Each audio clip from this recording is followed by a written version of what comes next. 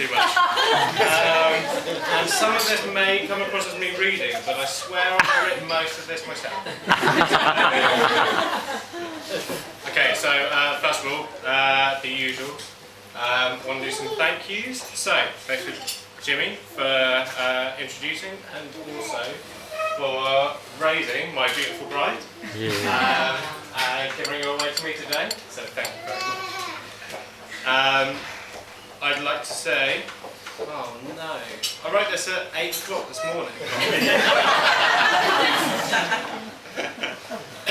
I'd like to thank, that really doesn't bode that well. I'd like to thank all the wider family who've travelled a long way to be here, everyone who came from Southport, and especially Josie's grandma and grandpa who couldn't be here today. I'd like to thank all the lovely bridesmaids who have beautiful bridesmaids who made it a very special occasion. And also Andy, who's not only made it a special occasion, but has also kept me sane, not really in the last couple of days, but definitely in the last 9 or 10 years that I've been going out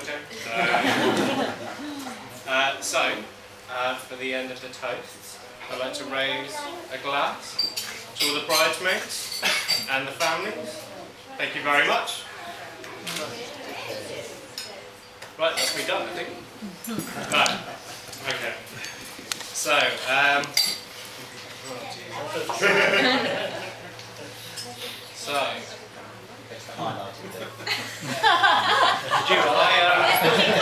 went to the reception about 5 minutes ago and I asked for a highlighter, and I highlighted that line and yeah, nothing else. So thanks for your point on bullet points, Mike, but telling me about 3 hours ago was probably a little late for that. Right, okay. Here we go. Forgive me for looking down most of the time. So, Josie and I started dating almost 10 years ago. There's plenty that I learned very quickly about her, and one of them was that she suited me perfectly, very quickly. First of all, she couldn't cycle, skate or swim, so I knew that we had a lot of cheap dates ahead of us. Also, I knew that she could handle her drink incredibly well, so she was a perfect match for me. The polar opposite. All those years ago, she couldn't drive. Although, because she insisted that rallying was in her blood, it meant that she would always be better than me, regardless of any license or any legal standing. But that probably works in my favour. When on the first of our dates, I was an hour late when my dad drove me and picked me up, so I could sort of play with him. And then I found out that the clocks had gone back, so I was actually 2 hours late. So difficult, but when Jo looked at this line out, she went, "Batshit." But she still stuck around. In truth, she was stranded, but I took the fact that she'd stayed for over 2 hours as a clear sign that she was fully and deeply in love with me. Which may have been true, probably not. 2, 3 weeks? Probably true. From then on, after one summer, we decided to make a real go of it, despite her leaving for university in Southampton.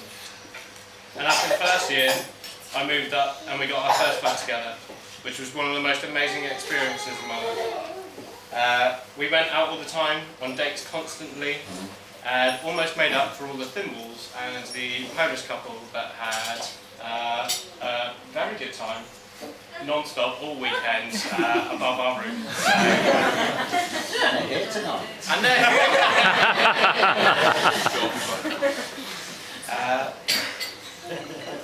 Welcome, so we moved a few more Svetlana. times, and in one village, Josie spent so much time down the pub that they gave her a job. Which is true, but they actually turned around and they said, "Well, you're here most nights. You might as well get paid for it." She's one of the most giving people that I know, and that's completely true. She bought me bikes, she bought me surfboards, and she even bought me a car once that I keep on forgetting, but she keeps on reminding me about. Oh yeah, but Jimmy's got it now, so you know, she just bought her dad a car and I had nothing to do with it.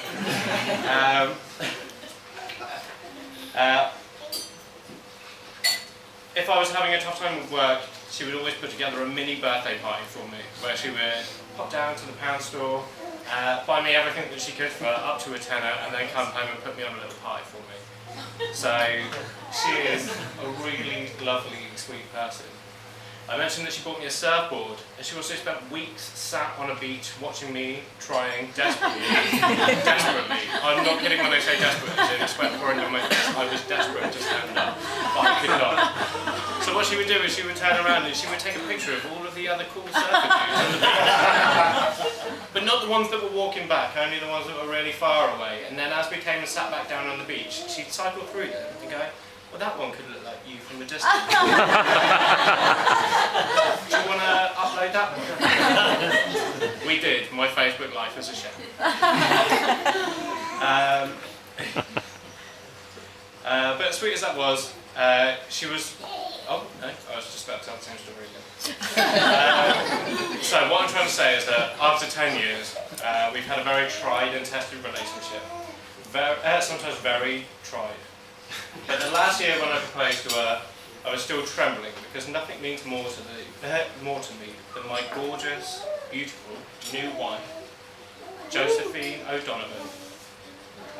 So I would like to raise a toast to my fantastic new wife and gorgeous, Josephine O'Donovan. Bad luck, Cassidy. And then before I sit down, there's a few wishing trees at the back, so if anybody would like to leave a little note, tell us why we're the greatest people on earth. That has rarely been written down, you can feel free to do so over there. And now I'm going to pass over to my best man, Andy Morehouse, who's promised me, and I actually believe him this time, that he hasn't written a really insulting best man speech.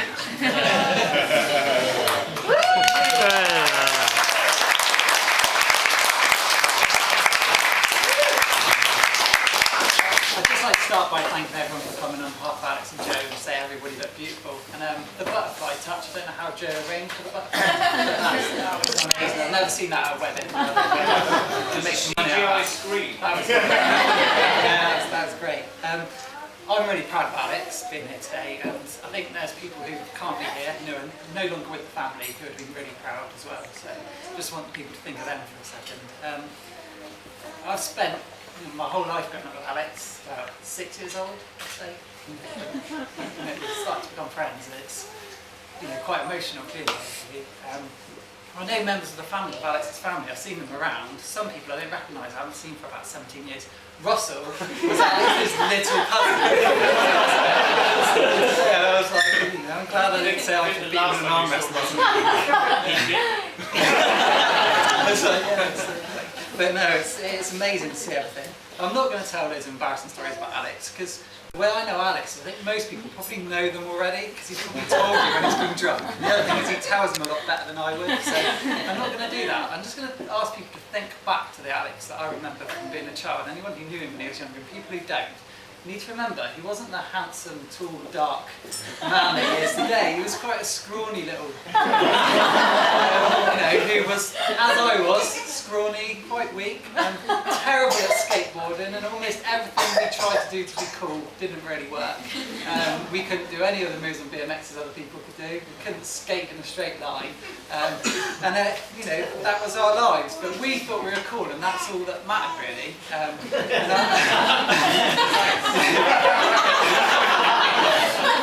If we fast forward a bit to our teenage years, we spent a lot of time also still thinking we were really cool, lying there late at night saying one day we're going to have like really hot girlfriends, they're going to be like really hot and this is going to be amazing and stuff, and we really believed it.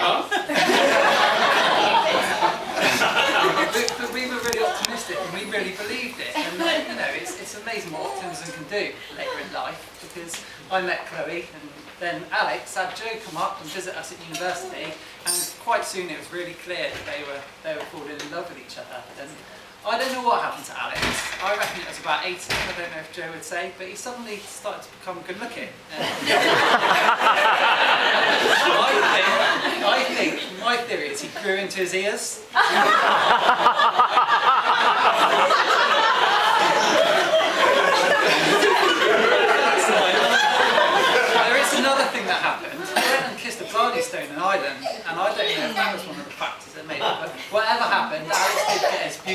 girlfriend, who is now his beautiful wife.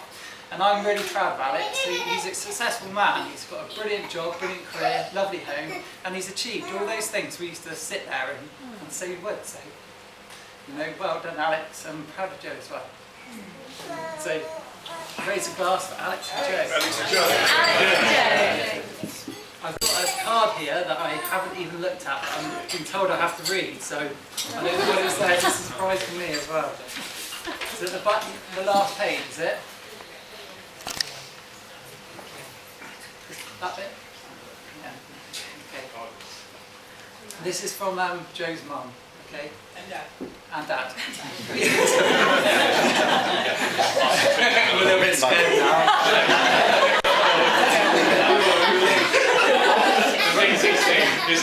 Russell, have you got my back? We loved her first, and the first breath she took, we loved her first. That place in our hearts will always be there. Alex, we knew the first time we saw you with her, it was only a matter of time. Dressed as a nun, 9 minutes, nearly 10, is the day you two became officially. It is impossible to put into words how much it will mean as you share your first dance together as husband and wife, because you're such a wonderful couple, and seeing your dreams come true for you both on your wedding day brings more happiness than you can ever imagine. With lots of love to the two of you on your special day and always. My God grant you the best things in life. YOLO.